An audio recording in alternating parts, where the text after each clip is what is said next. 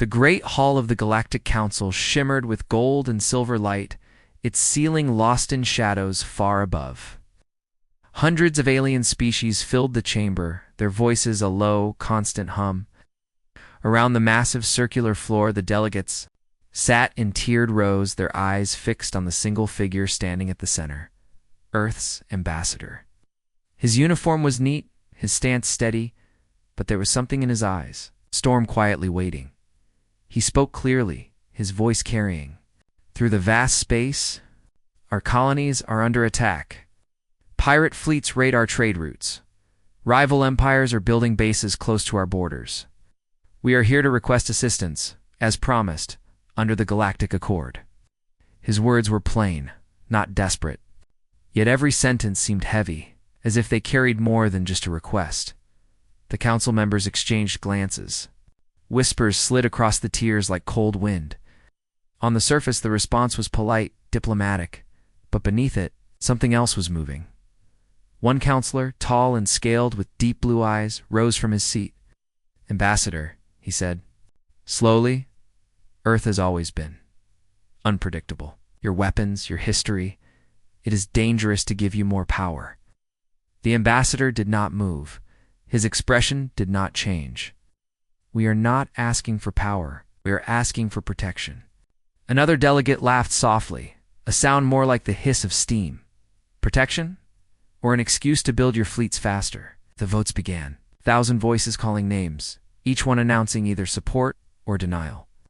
On the great screen above, the results formed line by line. Earth's supporters few, its opponents many. No, felt like another door locking shut when the final vote appeared. The result was undeniable. Earth would receive nothing. No fleets. No resources. No protection. The Galactic Council had spoken, but it did not end there. As the hall began to empty, a quiet network of whispers spread among the alien leaders. Private messages sent on encrypted channels, agreements signed in secret, maps marked with lines showing Earth's borders and how they would be divided. Once the humans were too weak to defend them, the ambassador walked out slowly, each step echoing through the marble floor. His face was calm, but his eyes were colder than deep space. No one spoke to him as he passed. No one dared. Far above the planet where the council met, alien news stations broadcast the decision. Pundits spoke with smooth voices, explaining how Earth's aggression justified the denial. Commentators laughed at human pride. On some worlds, the people celebrated, believing this was the end of the troublesome species. But there was something the galaxy had forgotten. Humans had been denied help before. Humans had faced collapse before. And every time, they had found a way to survive and to strike back. As the ambassador's transport ship left the council world, he stood at the observation window, staring into the endless black. His hands were behind his back, his jaw set. Somewhere deep in that silence, a decision had already been made. The council thought the matter was over. They believed Earth would quietly fall apart without their support. They never stopped to wonder what Earth might be building in the shadows, because far away, on the dark side of the moon, lights burned in hidden shipyards. Massive shapes, cloaked in steel and secrecy, were slowly taking form. And deep beneath Earth's oceans, vast command bunkers rumbled with the sound of machines waking from decades of silence. The galaxy did not yet know it. But the vote they had cast today had just started something that could not be undone. It was not the end of Earth. It was the beginning of its revenge. The news of the Council's betrayal spread across Earth like wildfire. In the great cities, giant holoscreens replayed the vote over and over, each no burning into the minds of billions. Crowds gathered in the streets, some shouting in rage, others silent with disbelief. They had known the Council could be arrogant, but this was open betrayal, in the underground command complex beneath Washington Arcology. The leaders of Earth's Defense Directorate sat around a black glass table, generals, admirals, scientists, and intelligence chiefs, every one of them grim-faced. At the head of the table, Director Mara Vance studied the Council's decision on the screen in front of her. "They didn't just turn their backs on us," she said quietly. They've given our enemies a signal. They think we're isolated, weak, vulnerable. General Eric Holt leaned forward, his voice low but edged with steel. Then we make them regret thinking that. No one argued. The room was too heavy with the weight of what was coming. On a secure channel, hidden from all foreign networks, Admiral Kenji Rourke activated Operation Black Star, a plan so secret only 12 people in the galaxy knew it existed. Across the solar system, coded signals flashed. The asteroid belts, disguised mining stations revealed hidden weapons. On the far side of Neptune, a fleet of decommissioned warships powered up for the first time in years. But the heart of the plan was on Earth itself. Deep under the polar ice caps, engineers walked the echoing halls of massive hangars carved into the rock. Inside them rested ships unlike anything the galaxy had seen. Not sleek or beautiful like council vessels, but brutal, angular, built for war without mercy. Their hulls were black as midnight, their engines capable of ripping space itself. Apart, Dr. Elias Kale, head of the Advanced Weapons Division, stood before one such ship, its surface covered in strange glowing lines. "We've been waiting for this day," he murmured to his team. "The Council thinks we're still using outdated fleets. Let's show them what they've forced us to finish." Above Earth, satellites began to move into strange new orbits. Civilian traffic was rerouted. Old communication relays were shut down and replaced with encrypted black channels. Every change was subtle, so subtle the galaxy barely noticed, but someone did notice. On the Council world of Hellion Prime, a young intelligence analyst from the Voth species was staring at a cluster of star maps. He frowned. The patterns were wrong. Civilian ships were vanishing from trade lanes. Large shipments of raw materials were disappearing into classified destinations. He reported it to his superior, who glanced at the report and deleted it without a second thought. Back on Earth, Director Vance stood in the war room, watching the great holomap of the galaxy spin slowly before her. Red markers glowed where pirate fleets had attacked. Yellow markers pulsed at disputed borders. And now, small white lights were appearing across the map, Earth's hidden fleets, slowly moving into position. "This is no longer about asking for help," she said. "This is about showing them they made the worst mistake in their history." Somewhere in the dark between stars, a Council-aligned warship intercepted a faint transmission, human in origin. The message was short, encrypted, and chilling. Phase 1 is complete. The Council didn't know it yet, but Earth was no longer playing defense. It was preparing to strike first. The betrayal had united Earth in a way no treaty or alliance ever had. From the lowest worker in the floating factories above Jupiter to the elite scientists in the orbital research stations, the message was the same: the Council had chosen their side, and Earth would choose its own path. In the hidden shipyards of Titan, massive construction bays thundered with the sound of war. Workers in exosuits welded plates of black alloy onto holes the size of cities. Automated drones scurried across the ships like metal ants, installing weapon systems whose power was whispered about but never confirmed. Even the engineers didn't know the full specifications. Every part was compartmentalized, every file split across dozens of secure nodes. Admiral Rourke walked through the heart of Dock 7, his boots echoing against the steel floor. Ow. The ship before him was a monster, the Erebus, first of the new Nightfall-class dreadnoughts. It wasn't sleek or beautiful like a Council flagship. It was a fortress, every surface designed to deflect scans and swallow enemy fire. Its main weapon, hidden deep inside its armored spine, had been codenamed the Silence. Ow. No one outside the project knew what it could do, but the engineers whispered that once it fired, nothing survived. Meanwhile, far beyond Neptune's orbit, a smaller fleet moved in perfect silence through deep space. Painted black, their hulls emitted no signals, no heat, no hint of their existence. They were the Ghost Fleet ships decommissioned decades ago, secretly refitted with stealth drives and long-range kinetic weapons. Their mission was simple: strike without warning and vanish before anyone knew they were there. On Earth's surface, recruitment stations overflowed. Volunteers poured in, men and women who had lost family to raids, who had been insulted by the council's arrogance, who had no interest in peace anymore. They trained in brutal accelerated programs.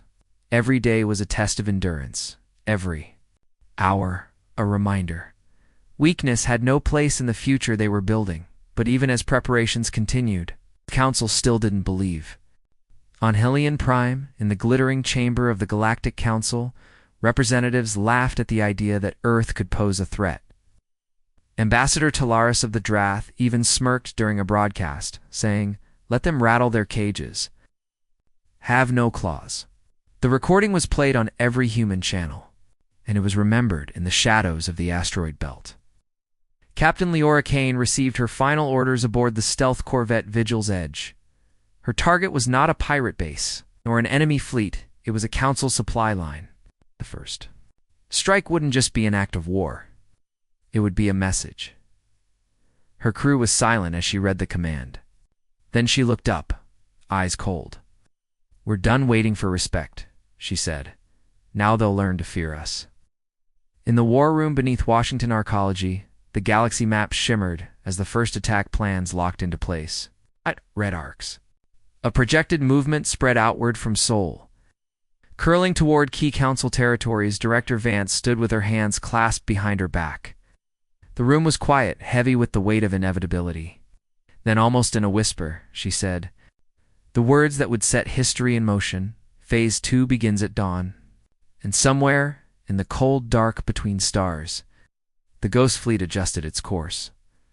The dawn that Director Vance had spoken of never touched the cold void of space. But for the crews of Earth's warships, the countdown to Phase 2 felt like the rising of a deadly sun. The first blow landed before the Council even realized there was a war. Somewhere along the trade corridor between the Kelvin Nebula and the Council's central worlds, a convoy of supply ships vanished. No distress calls, no wreckage on scanners, just silence. The escorts sent to investigate disappeared too. What the Council didn't know was that Captain Leora Kane's Vigil's Edge and 3 other stealth corvettes had been shadowing those routes for weeks, memorizing patrol schedules and exploiting gaps in coverage. When the attack came, it was fast and surgical.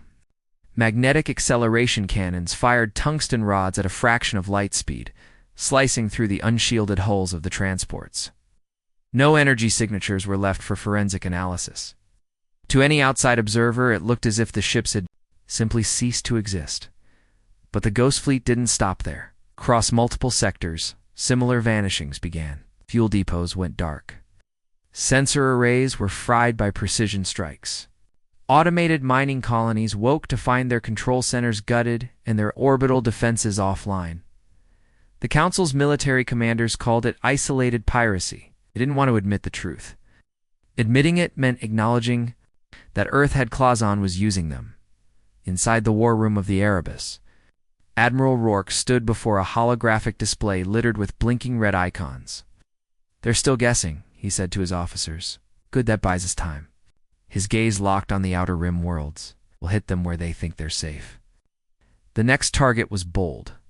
Archean 5, a Council shipyard world deep inside its own controlled space. Its orbital rings could produce destroyers in months, cruisers in weeks. It was the beating heart of the Council's military industry. They required passing through 3 heavily patrolled sectors. That would have been impossible for most fleet sects. For Earth's new Nightfall class, the Erebus moved like a shadow, her hull absorbing scans, her engines leaving no trail. She carried a payload designed for one purpose: to cripple Archean 5, so thoroughly that rebuilding would take decades. Meanwhile, back on Hellion Prime, panic began to creep into the Council chambers. The representative from the Verati Confederation slammed his clawed hand on the table. "This is no piracy. These are coordinated strikes." But Ambassador Talaris of the Drath only scoffed. "Earth is too small to challenge us. Whoever's doing this wants us to think it's them." His words barely faded before a trembling aide burst into the chamber with a sealed report. The details made several delegates pale. The message was short, written in Earth's old Terran language, translated into every Council tongue. "For every insult, for every betrayal, you will lose something you value. This is only the beginning. signed simply humanity. On the bridge of the Erebus, the countdown began. Rourke gave the order in a voice that was almost calm. Release the silence. Somewhere on Archean 5, alarms screamed, and the sky turned white. And in that blinding instant, the Galactic Council finally understood Earth wasn't rattling its cage anymore. It had stepped out, teeth bared. The fires of Archean 5 were still smoldering when the second wave began. For 3 days, Council's communications network crackled with fragments of chaos-garbled distress calls. Half-burned orders, static-laced warnings from outlying systems. But by the time the signals reached Helion Prime, they were already outdated. Earth's war machine moved too fast. The Erebus and her sister ships didn't linger over their kills. They struck, vanished, and struck again somewhere else before the enemy could regroup.